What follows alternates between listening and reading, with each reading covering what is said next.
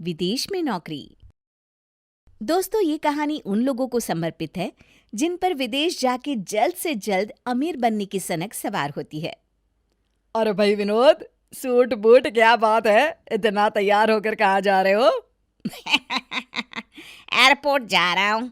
मेरी विदेश में नौकरी पक्की हो गई है।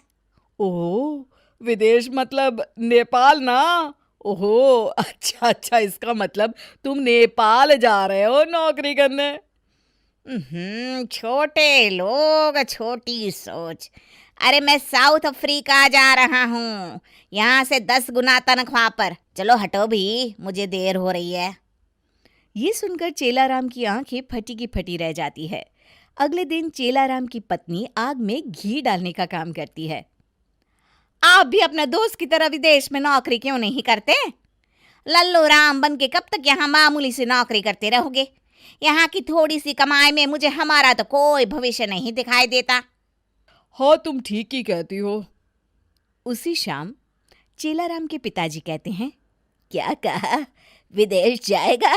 अरे तेरा बाप भी कभी विदेश गया था क्या?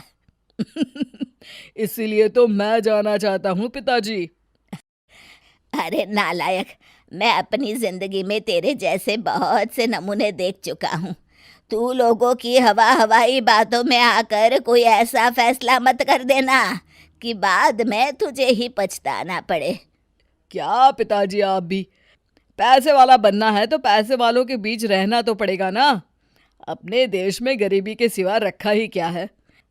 यहाँ तो लोग सिर्फ जिंदगी काट रहे हैं, मुझे तो जिंदगी जीनी है।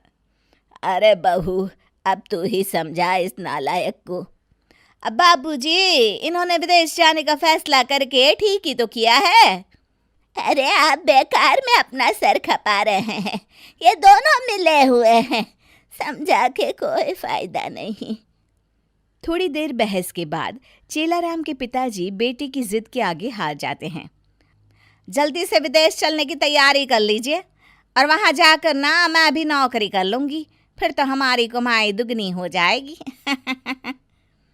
इस तरह चेलाराम अपनी पत्नी और बेटे को लेकर विदेश चला जाता है। चेलाराम को एक कंपनी में किसी तरह नौकरी मिल जाती है। ये देखो, कितना बड़ा घर है चेलाराम, तुम यहाँ आराम से रह सकते हो, यहाँ तुम्हें कोई तकलीफ नहीं होगी। अरे, ये अंग्रेज हिंदी कैसे बोल रहा है? अरे हिंदी चैनल है तो हिंदी ही बोलूंगा ना। बात तो तुमने सही कही। हमें घर पसंद है, बहुत पसंद है। हाँ। इस तरह चेलाराम अपने परिवार के साथ विदेश में रहने लगता है। लेकिन कुछ दिनों के बाद ही चेलाराम का सच्चाई से सामना होने लगता है। घर के काम करने के लिए वो एक काम वाली बाई को बुलवाते हैं। हाँ तो रीटा बाई, तुमने सारा घर देख लिया ना, कल से तुम यहाँ काम पे आ जाना। अच्छा, तुम तनख्वाह कितनी लोगी? अब जो सबसे लेती हूँ वही आप भी दे देना। महीने के सिर्फ 20,000, 20,000 रुपए।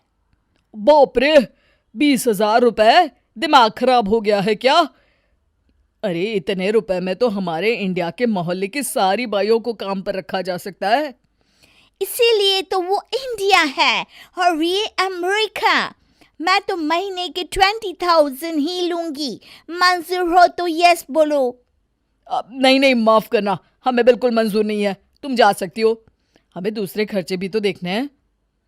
इस तरह बच्चों को संभालने के साथ साथ घर के सारे काम गौरी को ही करने पड़ते हैं। दूसरी तरफ कई कोशिशों के बावजूद भी गौरी की नौकरी नहीं लगती। कुछ दिनों के बाद, सुनिए जी, पैसे दीजिए, बाजार से राशन ले आती हूँ, घर में कुछ भी नहीं है। अरे, अभी 4 दिन पहले ही तो इस घर में राशन आया था। इतने पैसे तुम खाने पीने में खर्च करोगी तो कैसे गुजारा होगा? अरे तो मैं क्या करूं, ये अंग्रेज बड़े चालाक हैं, हर चीज पर मनमानी कीमत लगाकर बेचते हैं। यहाँ सब्जियों के दाम तो आसमान छू रहे हैं। अरे जो गन्ने अपने देश में 20 रुपए में मिल जाते हैं, यहाँ उन पर स्टिकर लगाकर ये लोग 200 रुपए में बेच रहे हैं। अब मजाक चल रहा है क्या? हाय राम, यहाँ तो हर तरफ लूट मची है। अरे बच्चों की पढ़ाई को ही ले लो, इतनी महंगी कि पूछो मत। मेरी तो कुछ समझ में नहीं आता। अरे यहाँ तो सड़क पर चलना भी मुश्किल है। आए दिन पुलिस मेरी गाड़ी का चालान काट देती है। इंडिया में तो 100 रुपये में बात बन जाती थी। तभी दरवाजे पर मकान मालिक हैरी आ जाता है। चलो राम, आज एक तारीख है, इस घर का किराया निकालो, पूरे 30,000, 30,000 रुपए। अरे हैरी, ये तुम क्या कह रहे हो? हमारे बीच तो इस मकान का किराया 25,000 तय हुआ था। अरे वाह, पानी बिजली मेंटेनेंस के पैसे क्या मेरे पिताजी भरेंगे? सीधी तरह 40,000 निकालो, वरना ये घर अभी के अभी खाली कर दो, समझे? पैसे देने के अलावा चेलाराम के पास और कोई रास्ता नहीं होता।